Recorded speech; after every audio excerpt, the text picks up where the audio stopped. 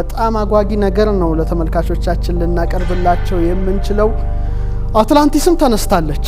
ቤርሙዳን ስናነሳ አትላንቲስ መነሳቷ ደግሞ በጣም አስገራሚ ነገር ነው። አትላንቲስን ስናነሳ ደግሞ ኢትዮጵያ መነሳቷ ደግሞ ግድ ሊሆን ነው።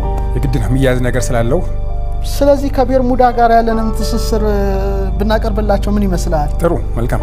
እንግዲህ አትላንቲስ በዚሁ አትላንቲክ ውቅያኖስ ላይ አሁን ካለው በራቀ ሁኔታ እጅግ የሰለጠኑ ሰዎች ይኖሩባት የነበረች ምስጢራዊ ደሴት እንደነበረች በኋላም በደረሰባት ከፍተኛ የተፈጥሮ አደጋ እንደሰጠመች ብዙ የተባለለት ጉዳይ ነው።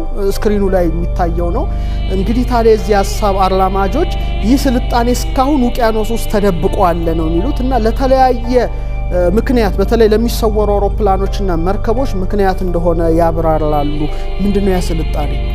ከዚሁ ጋር በተያያዘም ሲያብራሩ ትልቅና በአትላንቲክ ስልጣኔ ጊዜ የነበረ በጣም ከፍተኛ ጉልበት ያለው ክሪስታል የሚባለው ማዕድን አይነት ከቤርሙዳ ባህር ወለል ጥልቀት ውስጥ አለ። ይህ ክሪስታል ደመና በሌለበት ፀሐያማ ቀን የፀሐይ ብርሃን ሲያገኘው ኃይሉን ያገኛል። ከውስጡም የሚወጣው ጨረርም በኤሌክትሪክ የሚሰሩ መሳሪያዎችን ከማወቁም በተጨማሪ ቤርሙዳ ላይ ለሚከሰቱ የመሰወር አደጋዎች ምክንያት ነው ይላሉ እንግዲህ ተመራማሪዎች በሳይንሱ።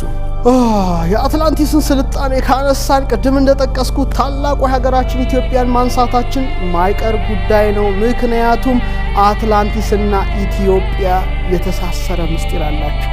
ይህም በጣም አስገራሚ ነው። ይፋ እናድርገው እንዴ? የግድ ነው። ግድ የለም ሌላ ጊዜ እናቅርበው። ሳሁን ይሻላችኋል ተመልካቾቻችን። ሰስፔንስ እንዳይሆንባቸው። ክቡራን ተመልካቾቻችን አስገራሚ ነገር ልነግራችሁ ነው። ተዘጋጁ፣ ማስታወሻችሁን ያዙ። በተለይ ደግሞ ቅድም የቤርሙዳ ትራያንግል አካባቢ ስላለው ስለመሰወር ጉዳይ እዛ ውስጥ ያለው ከፍተኛ የከበረ ማዕድን እስካሁን ያጥበብ ስላለ ይሰውራቸዋል የሚል ነውና አትላንቲስ ምንድናት? የት ነበረች? ፕሌቶ ስላነሳው ጉዳይ የሆነ ነገር ብንላቸው መልካም ነው። እስቲ አንዳንድ ነገር ንገራቸው።